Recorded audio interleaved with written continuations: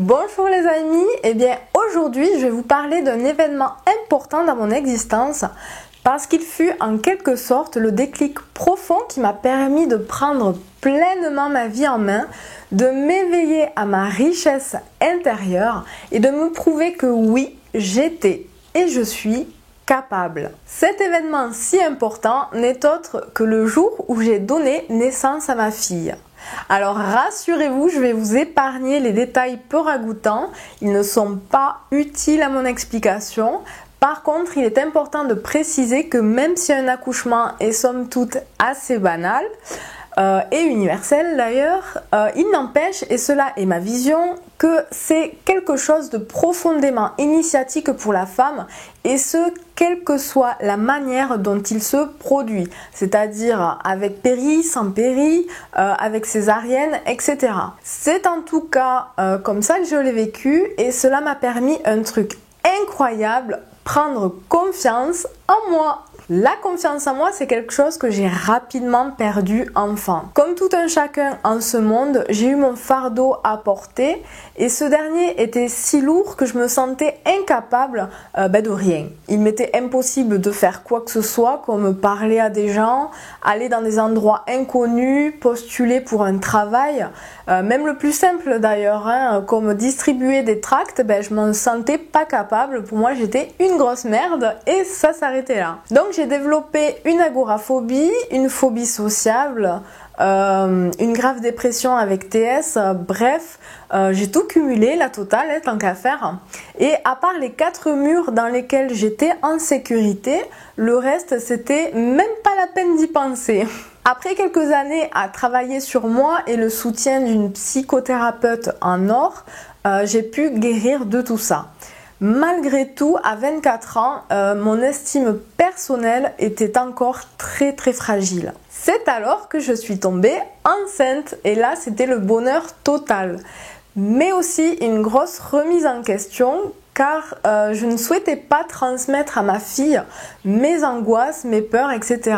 Je voulais qu'elle grandisse sur des bases solides, donc dans la confiance et une estime saine d'elle-même. Donc forcément, il me fallait être l'exemple de ses valeurs. Du coup, j'ai décidé de vivre cet accouchement naturellement, sans péri, une sorte de challenge perso pour véritablement savoir si j'étais capable et quelles étaient mes véritables limites, ou tout du moins si j'étais capable de les repousser. Alors ça peut paraître bête dit comme ça, et pourtant pendant 9 mois, tranquillou et heureuse dans mon coin, je me suis préparé le cœur et l'esprit pour ce jour J. J'étais déterminée, j'avais travaillé sur la gestion de la douleur, sur mes peurs, je m'étais beaucoup renseignée.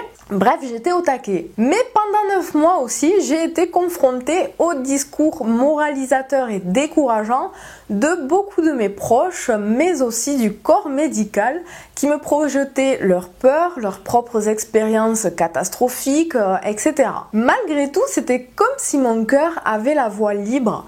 Il savait où il allait, quoi faire et je le suivais sans douter. Le jour J, j'avais peur, très peur. Et les sages-femmes complètement débordées ne m'ont pas du tout soutenue et ont préféré insister lourdement jusqu'au bout pour que je prenne la péri sans même vérifier où j'en étais, c'est la fête quoi. Ce fut très difficile à gérer, d'abord à cause de la douleur, vous vous en doutez, parce que accoucher c'est un peu comme si un camion de 18 tonnes, vous passez, vous repassez et vous repassez sur le ventre. Mais surtout à cause de ces tentatives multiples de découragement. Mais j'ai tenu, j'étais concentrée dans ma bulle, je n'écoutais personne d'autre que moi-même. Je baladais dans la chambre, j'avais besoin d'être active plutôt que de rester immobile malgré les engueulades de l'infirmière. Et je sentais que mon corps savait très bien ce qu'il fallait faire. Et quand j'ai donné vie à ma puce, je me suis comme donné vie à moi-même. Dès l'instant où elle est sortie de mon ventre, je naissais. C'était la première fois que je m'étais totalement fait confiance pour la chose la plus importante de ma vie qui plus est. Et non seulement j'avais grave assuré, mais tout s'était très bien passé. Ce que j'en ai retenu est très important. Et c'est devenu ma philosophie de vie, c'est-à-dire que quoi qu'en pense mon mental, je suis parfaitement capable de faire tout ce que j'ai envie. Que la confiance est en nous, toujours. C'est juste qu'elle demeure souvent cachée sous nos souffrances, notre éducation, les discours fatalistes des autres, mais elle est là, immuable et vibrante. J'ai aussi compris que seul moi était capable de savoir ce qui était bon pour moi-même, pas les autres. Car il n'y a que moi qui me connaisse véritablement. Et enfin que les autres sont souvent à nous décourager, parfois inconsciemment d'ailleurs, mais qu'il ne dépendait que de moi-même de rester sourd à cela et de rester ancré dans ma boussole intérieure. À partir de ce jour, je n'ai plus laissé ni les peurs ni les autres diriger ma vie. J'ai fait des choix qui semblaient à contre-courant pour beaucoup, mais je savais qu'ils étaient bons pour moi-même et ma famille. Et ce fut le cas d'ailleurs, j'ai aussi réalisé bon nombre de mes rêves. Alors je voudrais simplement que vous reteniez que tout comme moi, vous aussi êtes capable. Quelle que soit votre histoire, vos bagages, ce qu'on vous a fait croire, vous êtes capable. Et vous n'avez aucune limitation infranchissable, tout vous est possible. C'est juste que peut-être vous ne le savez encore pas et pourtant je sais qu'au fond de vous, une petite voix confiante est là et vous le répète à chaque fois que vous vous en doutez, je suis capable. Avoir confiance en soi ne veut pas dire que tout est facile. La preuve, j'ai dû beaucoup travailler sur moi avant l'accouchement et même après d'ailleurs parce que finalement le travail sur soi, c'est le travail de toute une vie. J'ai dû me frotter au défaitisme des autres, mais c'est pareil pour tout. De toute façon, dans la vie, quoi que vous ferez, il faudra agir et avoir foi en vos capacités et faire avec le regard des autres. Mais je vous promets que le résultat en vaut largement la peine. Regardez où j'en suis, j'ai réalisé mes rêves, surtout celui que tout le monde, quand j'étais enfant, jugeait complètement infaisable, c'est-à-dire celui de vivre de mes écrits. Et pourtant, c'est ce que je fais. Aujourd'hui, je suis quelqu'un d'heureux, malgré bien sûr les difficultés, les moments de doute, il y en a, comme tout le monde.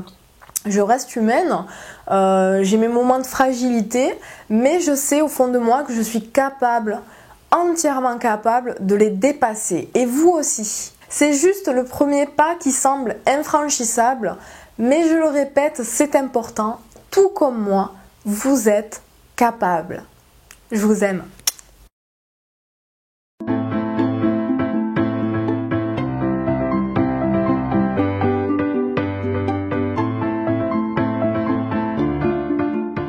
Coucou à tous, je suis ravie de vous retrouver aujourd'hui pour une toute nouvelle chronique. Alice nous a demandé de parler un peu de nous, donc écoutez, je vais vous raconter ma vie. Alors toute petite, je n'avais pas du tout confiance en moi. Je ne m'aimais pas forcément, j'aimais pas vraiment mon physique. En fait, ce qu'il faut savoir, c'est que j'ai eu mes règles très tôt, j'avais 8 ans et demi. Et de ce fait, mon corps s'est formé très tôt, ce qui m'a valu énormément de moqueries, de critiques, de complexes physiques. J'étais beaucoup plus grande que d'autres enfants. Ça se voit plus trop aujourd'hui avec mes 1m60. Mais oui, j'étais beaucoup plus grande et ma croissance a stoppé à peu près quand je suis rentrée au collège. En plus de ça, j'étais première de la classe. J'étais une excellente élève et du coup, je passais pour l'intello de service qui était un peu trop sérieuse. Et en plus de ça, j'entendais des voix la nuit. Je m'intéressais un peu à tout ce qui était spirituel, paranormal. Et je me sentais vraiment très différente des autres enfants, peut-être un peu trop mature. Et à cause de cette différence, je me sentais un peu exclue. J'ai vraiment ressenti ce rejet pendant toute ma scolarité et notamment avec les garçons qui ne voulaient pas de moi. Donc je peux vous dire que mon estime de moi, elle était vraiment pas top du tout. Et le tout premier garçon qui a voulu de moi, en fait il m'a violée. J'avoue c'est pas très gai, mais je pense que c'est important d'en parler aussi parce qu'on est beaucoup de femmes à vivre ça. À vivre des incestes, à vivre des viols, à vivre de la manipulation des hommes. Heureusement ils sont pas tous comme ça, mais sachez qu'il y en a malgré tout. De ce fait, pendant très longtemps, je n'ai pas aimé les photos, ni les vidéos. Je me cachais pour ne pas être filmée ni photographiée. Ce qui embêtait beaucoup ma famille parce qu'il y a très peu de photos de moi. Je n'aimais vraiment pas du tout mon physique. Je ne m'aimais pas en fait, tout simplement. Je vous raconte tout ça pour vous montrer que la société, les autres enfants, nos parents nous conditionnent et font de nous l'être que l'on est après plus tard. Je me suis souvent adaptée aux autres pour être aimée. Je ne m'affirmais pas. Je voulais faire plaisir à tout le monde pour être acceptée. Et de ce fait, je n'étais pas moi du tout. J'ai commencé à m'assumer quand j'ai monté ma boutique ésotérique contre l'avis de beaucoup de personnes parce que c'était mon rêve. J'avais envie de vendre des livres, j'avais envie d'être dans ce milieu-là qui m'intéressait depuis très longtemps. Et j'ai ouvert ma boutique ésotérique que j'ai gardée pendant à peu près 1 an et demi et que j'ai dû arrêter parce que ça non plus, c'était pas totalement en accord avec mon être. Je ne me sentais pas exactement à ma place. En devenant coach, je me suis sentie beaucoup plus alignée. Je me sentais vraiment en accord avec ma mission de vie. Je sentais que j'étais faite pour guider les personnes, pour les accompagner, pour les écouter, pour leur apporter du bien-être. Cependant, au tout début, j'ai refusé ma part spirituelle. Je l'ai mise de côté. Parce que j'avais peur, encore une fois, d'être rejetée par les autres coachs, parce que j'étais trop différente, parce que j'avais un côté extraterrestre. Je voulais rentrer dans le moule, dans le cadre. Petit à petit, j'ai commencé à assumer mon côté spirituel et le mettre en avant. Et ça m'a vraiment apporté de belles rencontres, de beaux accompagnements et surtout un meilleur alignement à qui j'étais. Il faut savoir qu'en tant que coach, nous sommes énormément critiqués. On nous traite de charlatans, on nous dit qu'on profite du malheur des autres. Et si on y ajoute le côté spirituel, c'est encore pire. On passe pour quelqu'un de carrément perché, pas du tout ancré, qui fait n'importe quoi. Et c'est vrai que ça n'a pas été simple pour moi d'assumer ce côté-là. Mais je peux vous dire qu'aujourd'hui, je suis fière de moi, d'être totalement en accord avec qui je suis. D'avoir à la fois ce côté spirituel, mais aussi ce côté très rationnel, parce que ces deux côtés font partie intégrante de mon être. Mon entrée dans le Akasho m'a permis de m'assumer encore plus. J'ai pu faire face aux vidéos, donc à mon image de moi. J'ai pu me dépasser, je me suis lancé des défis tous les mois, et j'étais super bien accompagnée par une équipe merveilleuse. Je pense vraiment que cette émission m'a permis de gagner en confiance en moi, de m'affirmer encore plus, de partager encore plus de choses. Pourquoi est-ce que je vous raconte tout ça? Pour vous montrer que le regard des autres, on s'en fout. Le jugement des autres, on s'en fout. L'opinion des autres, on s'en fout aussi. L'essentiel est d'être soi, aligné à son essence véritable, en accord avec ses valeurs, avec ses besoins. L'essentiel est de s'accepter tel que l'on est, d'assumer nos qualités, mais aussi nos parts d'ombre, parce que nous sommes parfaits avec nos imperfections. N'écoutez pas ce que les autres disent de vous. Ils ne font que projeter leurs propres opinions, leurs propres peurs, leur propre vision de la vie. Vous êtes beaucoup plus grands que ça. Vous êtes des êtres merveilleux. Vous êtes tous remplis de qualité, remplis de joyaux intérieurs. Il faut juste gratter un peu parfois pour les faire ressortir. Ayez confiance en vous, soyez authentique, affirmez-vous.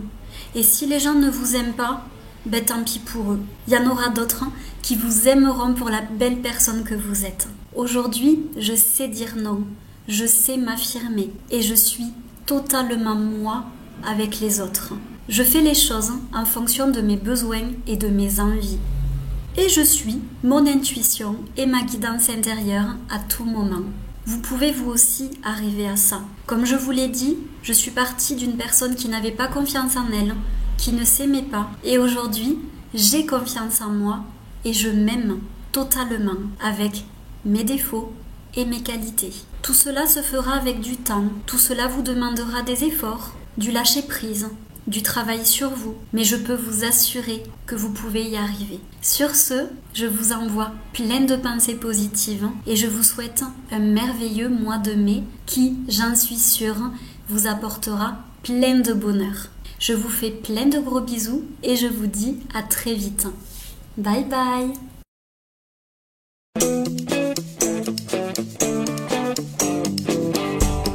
Coucou les amis, c'est Malou du labo de Malou. Alors je me suis permise de sortir de mon labo un petit moment pour venir vous parler. Mais attention, ce que je vous confie là doit rester secret. Personne ne le sait. Les seules personnes qui le savent sont les personnes qui ont vécu avec moi à cette époque-là. Lorsque j'étais jeune, de 12 à 14 ans à peu près, j'ai vécu une période horrible.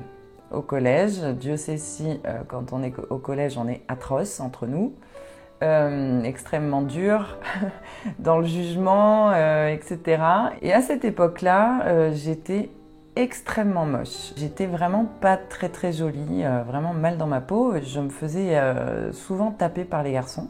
J'avais pas beaucoup d'amis et j'étais un petit peu dans mon coin. Je savais pas m'habiller, j'étais pas à la mode, mes parents avaient pas de moyens, donc m'acheter au supermarché mon jean, etc. Je savais pas me coiffer, j'avais les cheveux frisés, j'avais des lunettes, j'avais un appareil dentaire, enfin bon, je ressemblais à rien. Je ressemblais à rien et comment ça, vous croyez pas? Vous voulez des photos, c'est ça? Bah, je vais vous en montrer des photos.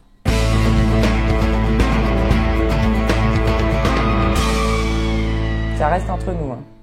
Alors, j'étais belle, hein? Alors, à cause de ça, j'étais bien évidemment très introvertie. Je restais dans mon coin parce que je le voyais bien que j'étais pas belle et que j'étais pas normale comme tout le monde, super à l'aise. J'étais vraiment pas bien à cette époque-là. C'était juste une horreur. On sait tous qu'à 14 ans, bien évidemment, qu'on a besoin d'appartenance. On a besoin d'appartenir à un groupe. On a besoin de se faire des amis et de se sentir accepté. Encore plus au collège que dans la vie d'adulte, même si même dans la vie d'adulte, on a encore ce besoin-là. On vit une espèce de paradoxe où on a besoin de s'affirmer en tant qu'identité propre et en même temps, on a besoin d'appartenir à un groupe, ce qui fait qu'on a une reconnaissance de la part des autres. C'était pas du tout mon cas, bien au contraire, j'étais vraiment rejetée, je me faisais taper dessus, comme je vous le dis. Et en fait, j'étais profondément démunie. Triste, je pleurais très souvent parce que je me sentais seule et j'avais vraiment un sentiment de rejet profond. Vu que j'étais moche et que les gens n'étaient pas très sympas avec moi, j'ai développé une qualité exceptionnelle qui aujourd'hui me sert énormément, c'est l'humour et la dérision.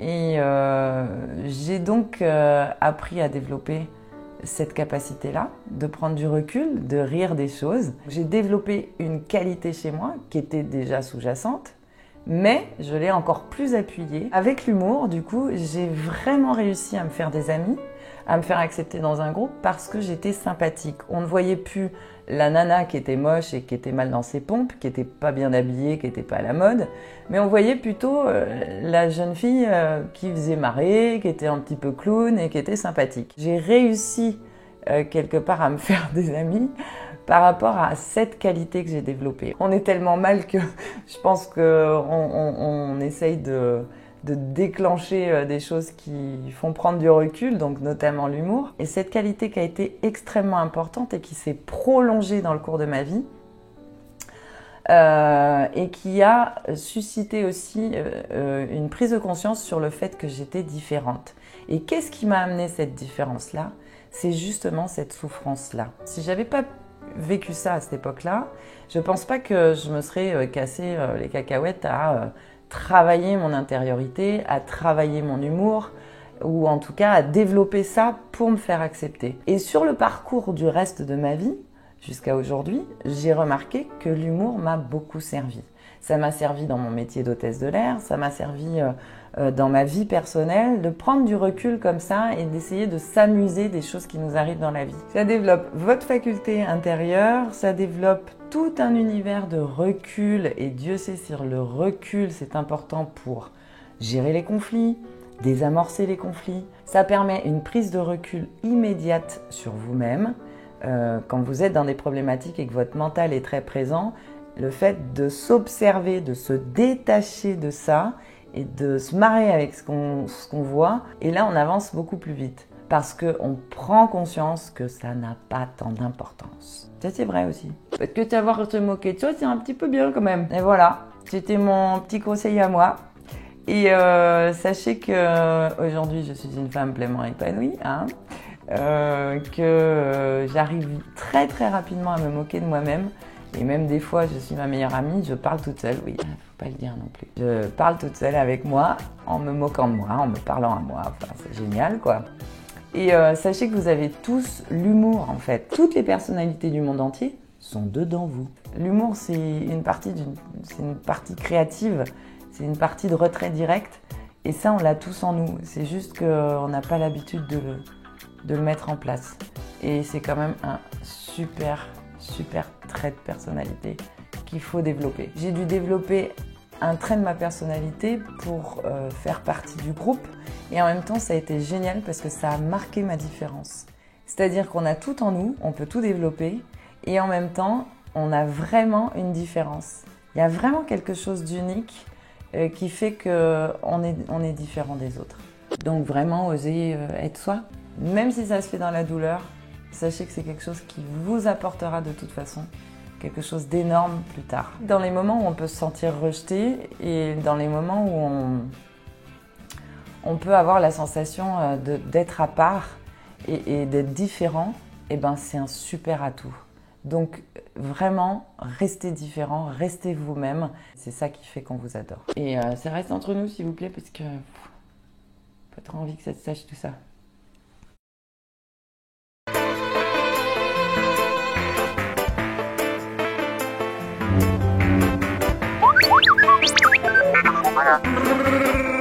Et coucou, je suis ravie de vous retrouver pour cette nouvelle chronique.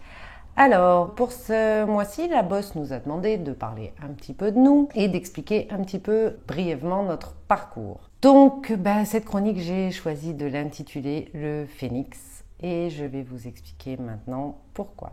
Step 1, bienvenue dans ce monde. Donc, j'arrive en joli petit bébé joufflu.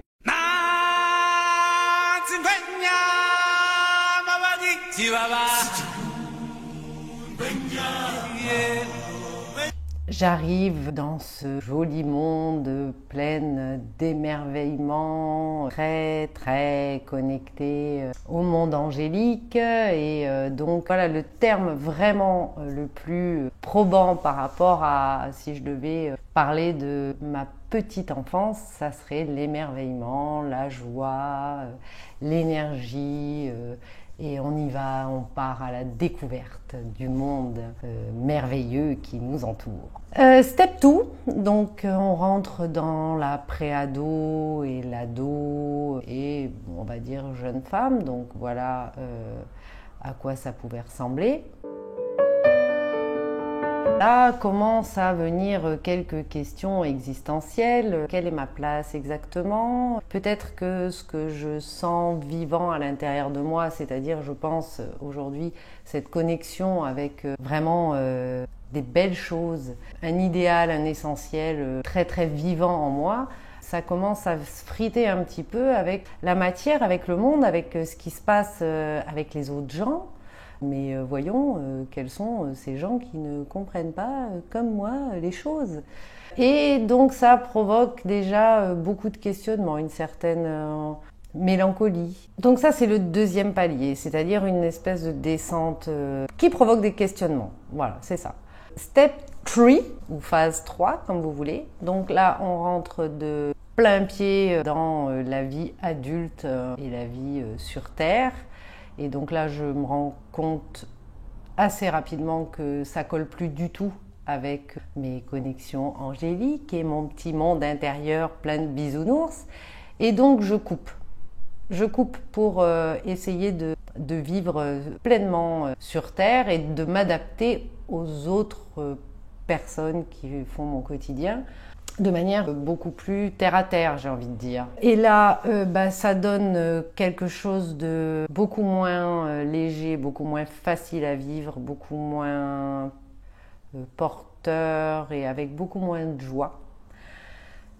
Et l'atterrissage en quelques années a été tellement violent que dans le coup, le monde matériel dans lequel on vit m'a franchement donné envie de ne plus être en vie. Donc là, je vous montre des photos. Celles-ci sont quand même nettement moins réjouissantes, mais c'est des photos évidemment de mon album perso, donc réelles, et qui va vous permettre de vous peut-être donner un petit aperçu de ce que ça peut donner quelqu'un qui rejette la matière, qui veut plus.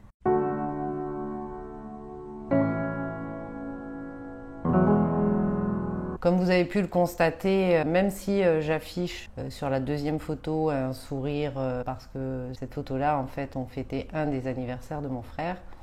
Donc il n'était pas question que je ne profite pas de ce moment-là. C'était un moment de joie et d'être entourée des gens que j'aime profondément. Mais on peut quand même facilement constater que je suis vraiment décharnée. Et que d'un coup, je suis en total rejet de ce monde de matière. Et pourquoi j'ai appelé cette chronique le Phénix ? Tout simplement parce que je suis allée, je pense, très très proche des portes de la dématérialisation, on va dire, pour trouver un mot un peu sympa.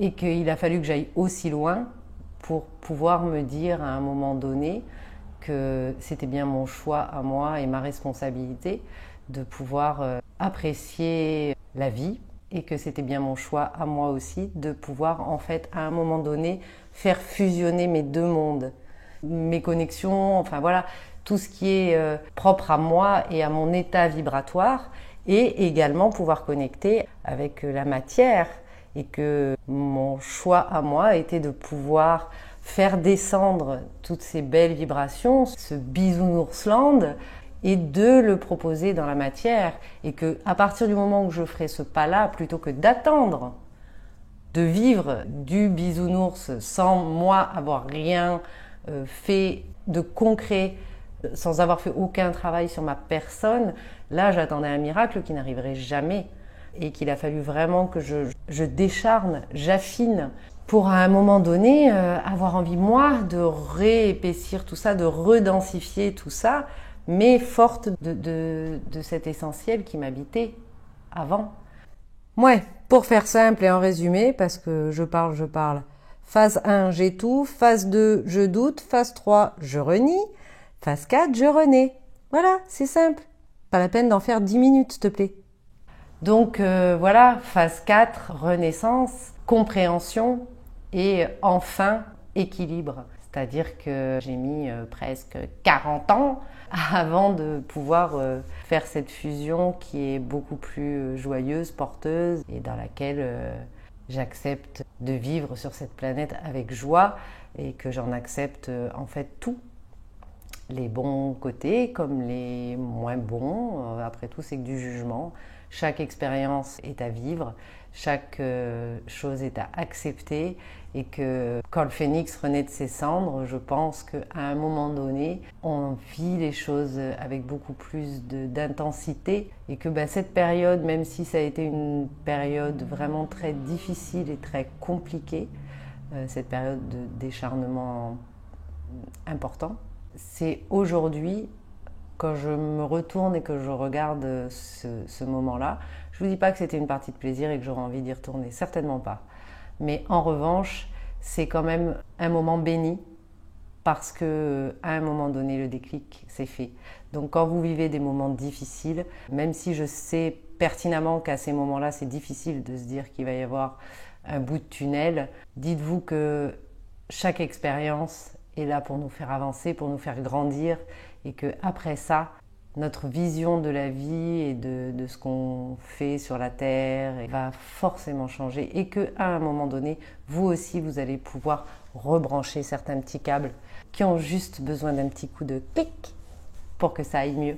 Voilà, donc sur ces paroles-là, je vais vous souhaiter le meilleur pour chacun d'entre vous et une belle continuation et profitez de la vie. Ciao, ciao les amis.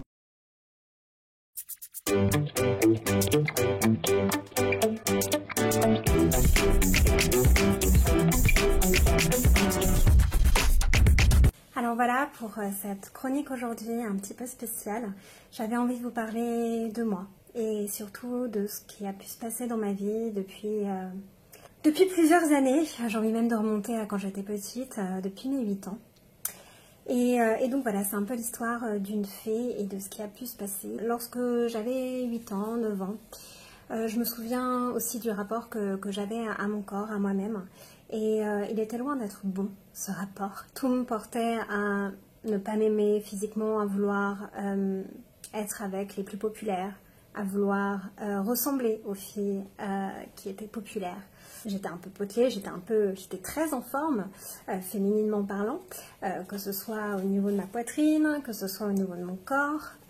J'étais pas grosse, mais en tout cas on m'appelait grosse et moche. Donc voilà, c'est souvent ce qu'on me disait. D'ailleurs je me souviendrai toujours du type qui est venu vers moi et qui m'a dit ah qu'est-ce que t'es grosse et moche. Ah non en fait t'es pas si grosse, mais qu'est-ce que t'es moche. Ok. Autant vous dire que l'estime de moi-même était très très basse. Et ce que je voulais plus que tout, c'était des amis. Ouais, je voulais des amis. J'étais prête à faire pratiquement n'importe quoi pour avoir des amis à cette époque-là, alors que j'en avais quelque part déjà. Seulement, je voulais être reconnue pour qui j'étais, je pense, à l'époque. Et même plus encore. C'est ce qui a déclenché par la suite un viol. Mettons les mots tels qu'il faut, et j'ai mis plus de 10 ans à appeler ça un viol. Un viol psychique plus que physique. Un viol par le regard. Il n'y a pas eu d'attouchement, mais n'empêche, ça en reste un. Et ça n'a pas été facile pour moi de le reconnaître. Et tout ça pour de la reconnaissance, justement. La reconnaissance des autres. Pour pouvoir pallier à ce qui s'est passé et pour pouvoir rester saine dans ma tête, je me suis, on va dire que psychologiquement, j'ai créé en fait un trouble obsessionnel en fait, compulsif, pour pouvoir m'en sortir, pour pouvoir être à nouveau moi-même, pour pouvoir dépasser ce choc émotionnel. Et donc ce trouble obsessionnel, c'est ce qu'on appelle aujourd'hui la trichotillomanie. C'est le trouble obsessionnel où on tire ses cheveux et où on va même les manger parfois. J'en ai eu honte pendant des années, j'ai pas voulu le reconnaître.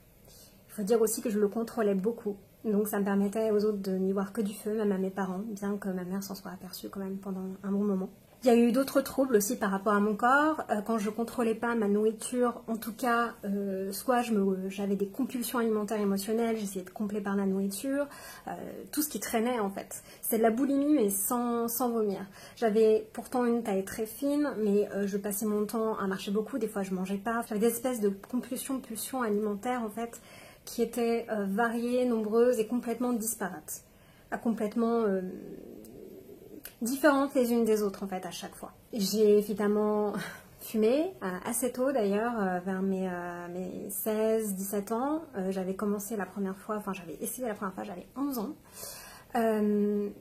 J'ai beaucoup bu pendant mes années étudiantes, entre 17 je dirais et 17 et 20 et quelques années, ça a été des grosses soirées où j'avais juste envie d'oublier, où j'avais l'impression d'exister par l'alcool, par les soirées, par les fêtes, par la séduction. Il fallait que je séduise. C'était plus fort que moi, c'était limite une addiction, la séduction. Et j'étais en plus de ça addict aussi aux relations amoureuses.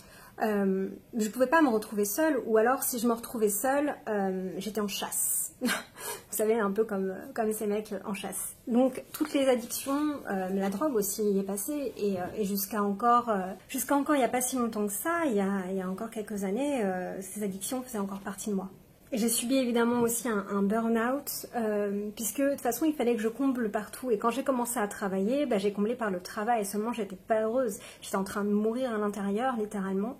Et puis du coup, quand j'étais en couple, je comblais par la nourriture, puisque j'avais pas besoin de combler par le fait d'être séduisante, etc. Je comblais par la nourriture d'une manière ou d'une autre. Et je savais que c'était pas ça que je recherchais en fait. Et puis un jour, à cause de ce burn-out, il y a maintenant 4 ans, j'ai tout quitté. J'ai quitté mon chéri de l'époque, j'ai quitté mon CDD, c'était la fin en même temps. J'ai quitté la ville où j'avais vécu pendant des années. Je voulais me reconstruire, je voulais repartir à zéro. J'avais déjà commencé à travailler sur moi depuis maintenant 2 ans et je me rendais compte que tout ça, c'était pas ce que je voulais. Je voulais plus, je voulais autre chose, je voulais quelque chose qui soit juste, aligné avec moi, avec ce que je désirais.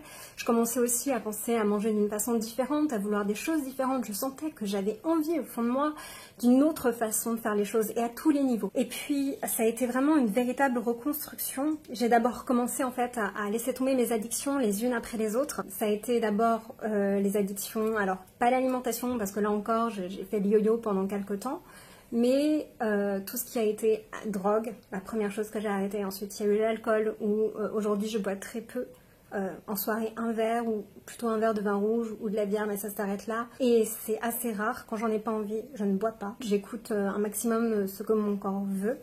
Et c'est là-dessus que je me base. J'ai arrêté la cigarette il y a maintenant plus d'1 an. La malbouffe, c'est comme tout en fait. Après, je l'ai arrêté, je me suis recentrée vraiment sur ce dont j'avais envie, ce dont j'avais besoin, et je le fais encore au quotidien parce qu'en fait je me suis rendu compte que mon corps, je peux pas le détester, je vais passer toute ma vie avec. Il va falloir que je me traite et que je traite mon corps comme elle, comme ce magnifique temple a envie d'être traité. J'ai renoué petit à petit à mon corps. Bien évidemment, il y avait encore le TOC, ça fait plus de 20 ans maintenant, que j'ai ce TOC, et ça a été compliqué. Je peux vous dire aujourd'hui une chose merveilleuse, c'est que ça va faire 2 semaines que je ne me suis pas arraché un seul cheveu.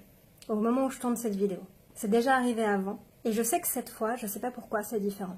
Alors à toutes celles qui pensent que c'est pas possible, peu importe l'addiction, si, c'est possible. Et des fois, il faut parfois toucher le fond pour pouvoir remonter. Et pour pouvoir justement laisser tomber ce qui ne nous fait pas du bien. Je vous envoie plein d'amour. Prenez soin de vous. Je vous aime.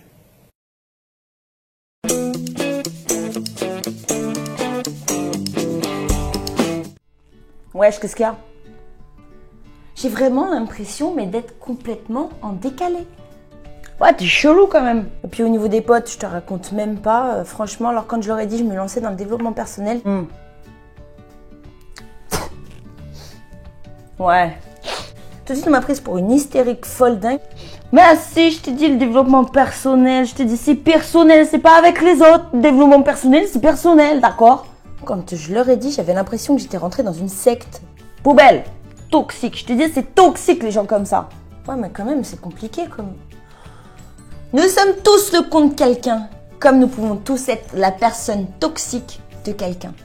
Hello la team du Akacho, je suis Val Perron, coach en développement personnel, boosteuse de vie, révélatrice des possibles, et c'est avec grand plaisir que je réponds à l'invitation d'Alice pour vous partager cette capsule. Alors je vais vous partager un petit peu mon histoire quand je suis rentrée dans le monde du développement personnel, où j'ai commencé à surfer sur la vague. Et c'est dingue, mais ce qui m'a fait peur en premier, c'est même pas mes propres peurs à moi, c'est la répercussion des peurs des autres. Ils ne savaient pas dans quoi je me lançais, ils ne savent pas ce qu'est le développement personnel à ce moment-là précis. Et alors j'ai eu le droit à tout. Développement personnel, c'est-à-dire, tu es entré dans une secte, tu vas devenir le gourou, fais attention, développement personnel, ça peut être dangereux. Elle est rentrée dans le développement personnel, c'est chaud, tu vas voir, elle va quitter son mari, elle va quitter ses enfants, elle va prendre ses valises, elle va partir en mode globe-trotter à travers le monde entier pour rejoindre et fédérer le petit Bouddha avec ses petits amis zen. Elle va devenir végétarienne à tous les coups, elle va arrêter de fumer, elle va arrêter de boire, elle va arrêter de sortir, elle va arrêter de danser, elle va arrêter de chanter. Sauf que bien évidemment, ça ne se passe pas comme ça. Mais je trouve que ça image quand même pas mal. Et de l'autre côté, tu vois, tu commences à regarder des vidéos de coachs, de personnes qui t'inspirent comme ça sur Internet. Tu commences à te déplacer dans des conférences, tu rencontres des gens qui font la même chose que toi, qui comprennent ce que tu fais. Et là, tu commences à entendre parler de relations toxiques, des amis intrusifs, partenaires manipulateurs, un collègue jaloux. Oh, c'est la merde, le monde part en couille. Et là, tu as l'impression qu'il y a tout ton petit monde intérieur qui s'écroule parce que tu commences à analyser un petit peu les comportements de chacun. Est-ce que tous les comportements de tout le monde est en accord avec moi-même? Sauf que ce qui entre en conflit, c'est toi à l'intérieur de toi. Toi, ton toi d'avant avec tes anciens schémas et ton toi d'aujourd'hui. Bien évidemment, si avant tu avais l'habitude de sortir en boîte et te saouler la gueule tous les soirs et que d'un seul coup tu prends conscience que tu picolais trop, que c'est pas bon pour toi et que pour pouvoir atteindre tes objectifs, tes projets, tes rêves, il va falloir que tu te détendes et que tu te calmes un peu. Ça va créer un fossé qui va se creuser de plus en plus grand entre tes amis teufeurs et ton toi d'aujourd'hui. C'est des choses qui se font naturellement, petit à petit. Alors oui, il y a des personnes toxiques, mais moi j'ai plus envie de parler de comportements toxiques. Tout comme n'importe lequel d'entre nous pouvait avoir un comportement toxique à l'égard de quelqu'un, tout comme on peut être le con de quelqu'un. C'est ça qui est passionnant. Toi-même, tu peux avoir un comportement toxique vis-à-vis de quelqu'un par ego pour te protéger.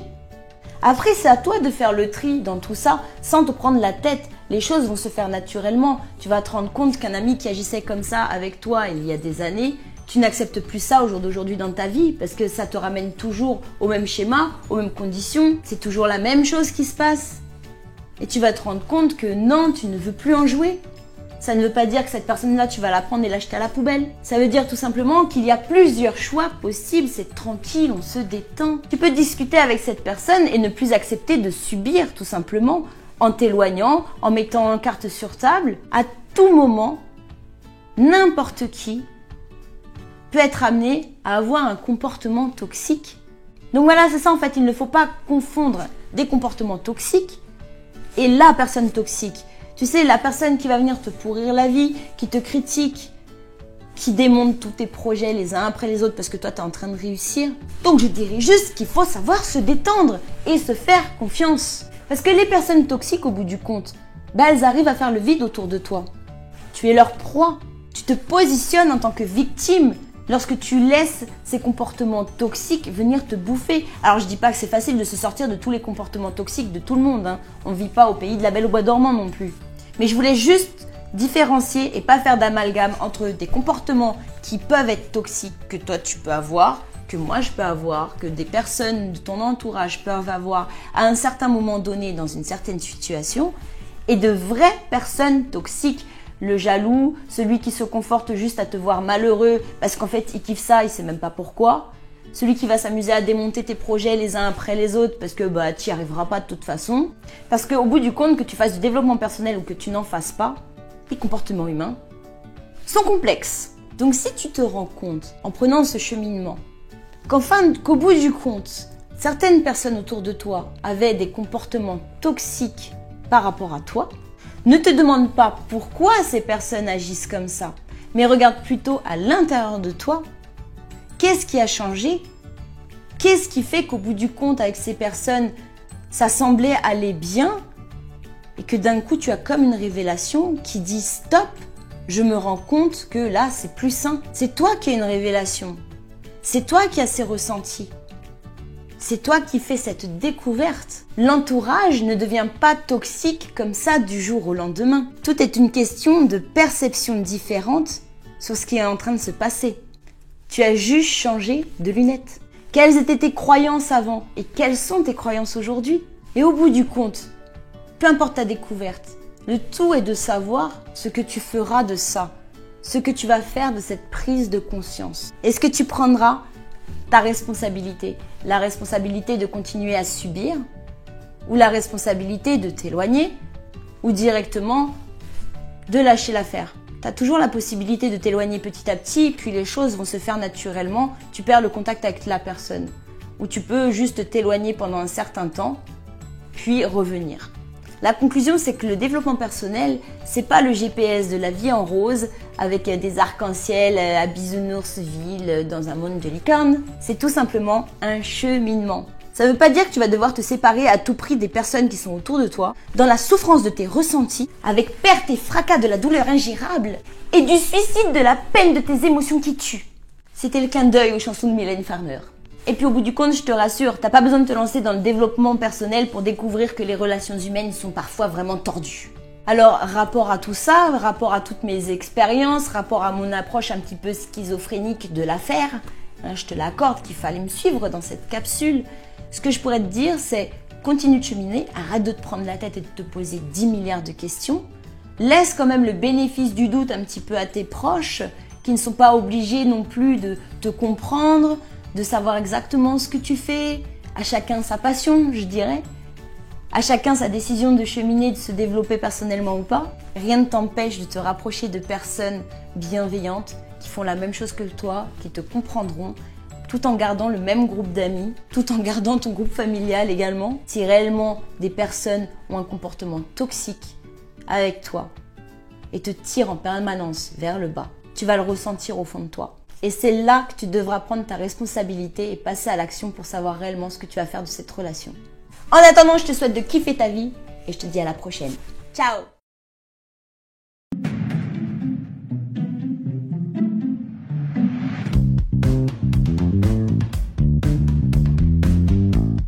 Bonjour à tous, alors voilà, j'ai décidé de faire une chronique comme les filles.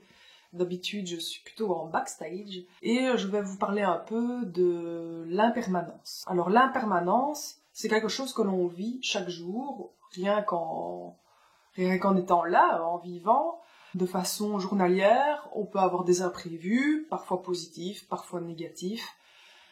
Mais c'est pas quelque chose qu'on remarque souvent, c'est quelque chose qui fait partie tellement de la vie et du quotidien qu'on ne se rend pas toujours compte à quel point c'est important et ça peut avoir des conséquences très importantes sur nous, sur notre vie. L'exemple que j'ai choisi, c'est donc quelque chose que j'ai vécu en 2011. Ma mère a fait un arrêt cardiaque et un infarct, les deux. Elle a été en mort cérébrale pendant quelque temps et son cœur n'était absolument pas stable pendant à peu près 3/4 d'heure. Donc elle est restée à la maison 3/4 d'heure et a été embarquée à l'hôpital aux soins intensifs. C'est quelque chose que j'ai vécu dès le début parce que j'étais là comme spectatrice et actrice aussi parce que voilà, il faut réagir sur le moment. Et puis, finalement, ça a été quand même assez rapide parce que malgré tout, elle a pu se réveiller en bonne santé 3 jours après, ce qui est quand même assez rare, vu que apparemment 3% seulement de personnes s'en sortent comme ça. Donc, c'est quelque chose que j'ai vécu de façon très intense et qu'il a fallu gérer petit à petit. Alors il faut savoir que le temps est vraiment un ami et c'est en se laissant du temps que les choses s'arrangent. C'est quelque chose de très important que j'ai appris grâce à ça. Alors c'est évidemment un ascenseur émotionnel très puissant sur le moment. Comme le dit Rosita dans The Walking Dead, si vous regardez, le plus difficile ce n'est pas de mourir, le plus difficile c'est de voir les autres mourir. Un ascenseur émotionnel, en 3 jours on a l'impression de vivre 10 ans. Surtout que je pense qu'une mère, une maman, c'est la personne la plus importante d'une manière générale. Je pense que vous pouvez vous en rendre compte si vous transposez cette histoire par rapport à vos enfants ou par rapport à vos parents. Être spectatrice, impuissante aussi, c'est quelque chose qu'il a fallu gérer sur le moment et accepter finalement. Alors évidemment, c'est pas quelque chose qu'on accepte tout de suite. Ça fait son chemin. Il y a eu une grosse prise de conscience, des choses finalement que l'on sait, que l'on comprend, que les autres vivent et que l'on voit et que on peut s'imaginer ce que ça fait, ce qu'on apprend, enfin ce qu'eux ils ont appris donc on peut comprendre, mais je pense qu'on ne sait pas vraiment au fond de soi, au plus profond de soi, on ne sait pas ce que ça fait et ce que ça engendre réellement. Quand on l'a vécu, évidemment, c'est différent. Comme une personne qui est enceinte, si je n'ai jamais moi-même été enceinte, je ne peux que m'imaginer ou comprendre, mais pas réellement avoir appris ce que c'est. Au fil des années, cela m'a apporté évidemment du positif. La première chose de positive, d'abord prendre mieux soin de moi. Ne pas se sentir invincible. On a souvent tous un peu tendance à le penser, que ce soit physiquement ou mentalement. Il faut savoir prendre soin de soi et surtout ne pas présumer de ses forces. Alors le deuxième point positif, c'est avoir vécu l'impermanence, mais vraiment au plus profond de moi. Savoir est une chose, mais en prendre totalement conscience, c'en est une autre. La vie peut basculer d'une seconde à l'autre, dans le négatif, mais aussi dans le positif. Les miracles existent. Donc aussi, les barrières des possibles et de ce que l'on croit, et tout ce qui est limitant, va exploser. C'est vraiment ce que moi, personnellement, j'ai ressenti. Je me suis dit... mais en fait, tout est possible. Je le savais déjà avant, mais c'est quelque chose qui est venu renforcer ça. Sur le plan humain, cela m'a permis d'aimer encore plus les autres. Profiter de leur présence ici et maintenant. Partager plus et ne plus trop s'arrêter aux disputes avec les proches, par exemple. Simplement, la vie est courte. Il ne faut pas attendre que les situations se résolvent d'elles-mêmes. Il faut en profiter. S'exprimer totalement tant qu'il en est encore temps pour ne pas avoir de regrets. Alors la cinquième conséquence positive de tout ça, c'est ne plus se forcer à faire des choses qui ne nous correspondent pas ou rester avec des gens qui ne nous correspondent pas vraiment non plus. Surtout s'il s'agit au final de personnes qui vont te prendre plus la tête qu'autre chose. C'est qu'il y a un problème par rapport à ça. Et tout ceci est lié au fait que la vie est courte. Passer de bons moments, si possible, avec les bonnes personnes.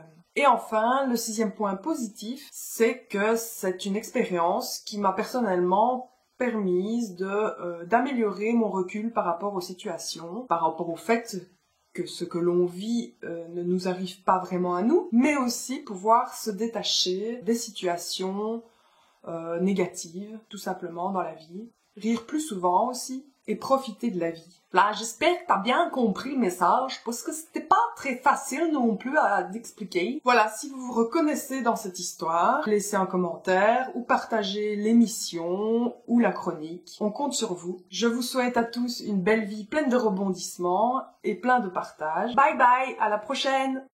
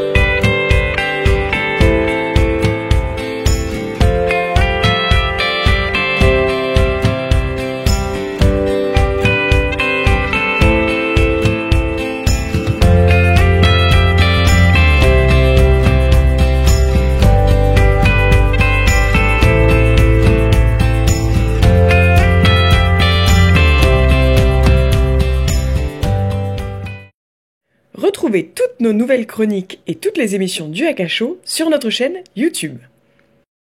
Tout abonnement à la chaîne et tout commentaire sur YouTube sera fortement apprécié. Merci à tous.